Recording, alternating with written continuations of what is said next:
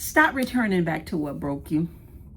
You keep asking for new beginnings. You keep asking for breakthrough. You keep asking for elevation, but you're still holding on to old wounds. You want God to bless you with freedom. You want God to open up new doors, but you keep walking back into the same traps that God has already delivered you from. Before you step into 2026, this new year, you have to ask yourself and be honest with yourself and God. Why do I keep going back to what God has healed me from? Why? Because sometimes we confuse familiarity with peace. And the truth is, you cannot heal in the same environment that hurt you. Why do you believe that? And I think one of the issues that we have is this. Change requires comfort. Change requires us to get out of our comfort zone. And a lot of times we don't want that because we've gotten so comfortable in dysfunction. Romans 7:15 says, I don't really understand myself. This is Paul now. Because what I want to do, or when I want to do what is right, I don't do it. Instead, I do what I hate. Paul's words sound like many of us right now aware what's wrong. Like we know what the problem is, but it seemed like we can't break free from that cycle. But we're trapped in the pattern, the cycle of doing it over and over and over again. Listen, you say you're tired of the pain, but you still pick up the phone and call that same person. You tired of dealing with this, but you still go and drink that glass of wine at night before you go to bed because it's what helps soothe you. You say you're done struggling financially, but you ignore the discipline that God has been trying to build in you. You will not be a good steward if God were to release more to you, and he wants to. But you can't even steward what God has already been giving you. And you want God to bless you like you see other people bless, but God wants you to learn how to steward well what you already have, whether that's a marriage, a relationship, a friendship, or your finances. We cry out for change, but the truth is change requires separation. A lot of us don't want to go through that. God can't bring you into a new season if you keep dragging the old one with you. It's like Erykah Badu sing this Bag Lady. You gonna hurt your back carrying all that bags like that. You carrying baggage from season into season into season, as opposed to letting go and let God heal you. If you keep dragging the same thing into this new season, you're going to keep having the same results. Honestly, Deuteronomy 30:19 says, God says, I have set before you life and death, blessings and curses. Now choose life so that you and your children may live. You have a choice to make. God has put that choice in front of you. He's not going to make you choose. He's not going to make you choose, but you have to choose it for yourself. You have to choose what it is you want. And a lot of times choosing to change is hard. You've been comfortable in dysfunction. You've been comfortable in this space. You want to change, but you just want it to magically happen. That means every single day, my sister and brother, we are given a choice to either stay broken or to heal, to stay bitter or to forgive, to stay bound or to step into freedom. You have a choice. But healing requires honesty. And that's what a lot of times we don't want to face, because we always want to point the finger a lot of times at other people. It's their fault that I'm the way that I am. If they wouldn't have treated me this way, I wouldn't be the way that I am. And you may very well be right, but God is coming and wants to heal you. Because until you get to a place of healing that, you will always blame everybody else. Some of us keep saying the devil keeps attacking me, when really it's not the devil, it's our decisions. It's the decisions that we make. You have been asking God for breakthrough, but he's been waiting for you to stop reopening the same door that he's already closed. What is that door for you? I'm going to ask you, what is that door? What is the door that you keep going through that you don't want to go through the door? Because you want change, but yet it's familiar to you. Yet it's comfortable that way. Yet you know that way. It's like in being in a relationship. You want out of that relationship because you know it's toxic, but you know that person. You know everything about that person. And what if God didn't bring me somebody to replace that person right away? Usually God is not going to bring you anybody to replace that person right away. Why? Because God wants to heal you.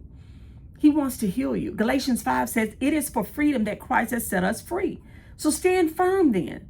You can't walk into freedom and still crave chaos or change, so to speak.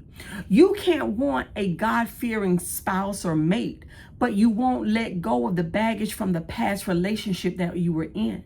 You can't want God to promote you and give you a better paying job if you don't know how to steward what he has already given you, because he sees the cycle that you're in. Every time you get an extra penny, you spend in 2 pennies.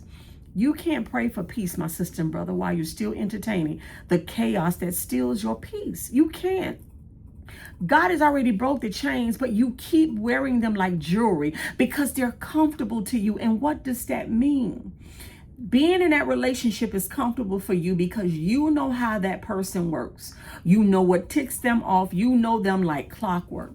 You stay on that job, although you're frustrated, because you know how things work at that job. You're asking God for a new opportunity, but the same you still exists. Why would God open up a greater door for you when the same you still exists? Why?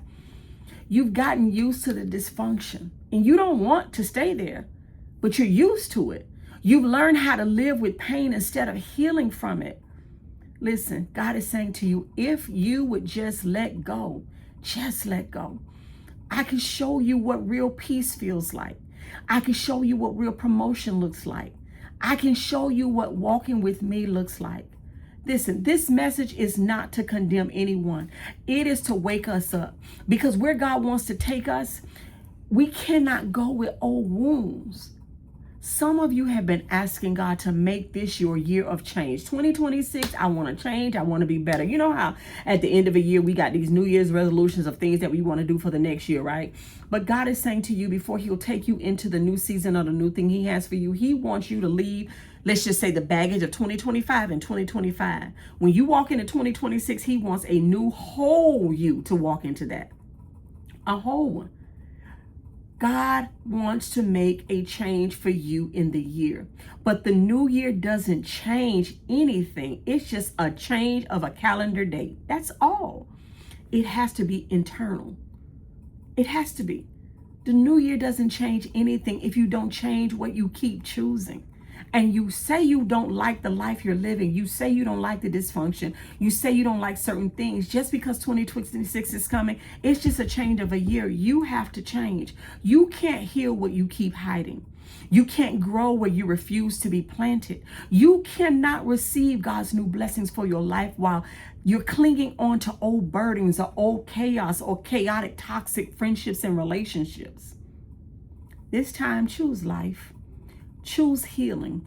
Choose you. Choose obedience. And when I say choose you, I don't mean, get all puffy in you. Choose you the way God ordained you to be. Choose the you that God is changing and molding to shape into his image. Because God's been trying to prepare you all along. And it's not to punish you. It's really not. God wants to make you better. The broken places in your life that have hurt you, God wants to heal that. So let's make this year the one where you don't go back. The one where you finally say, Lord, I'm done returning to the things, the people, the places that broke me. And if you mean that, God will meet you right where you are. He will meet you right there, right there.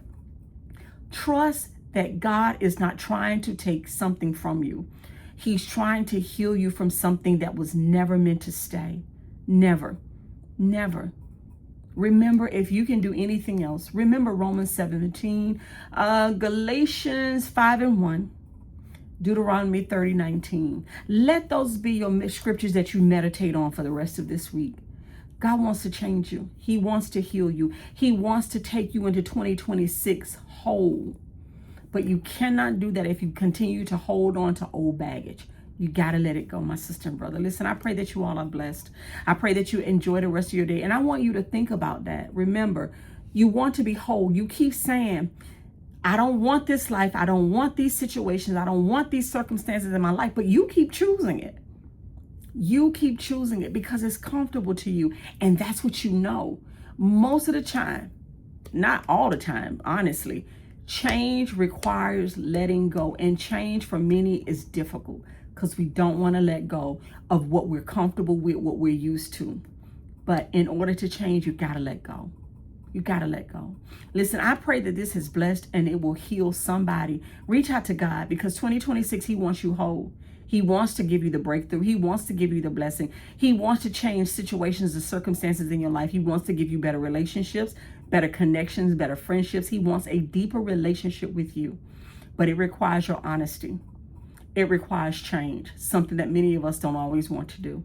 I pray that you all are blessed, my sister and brother. Shalom.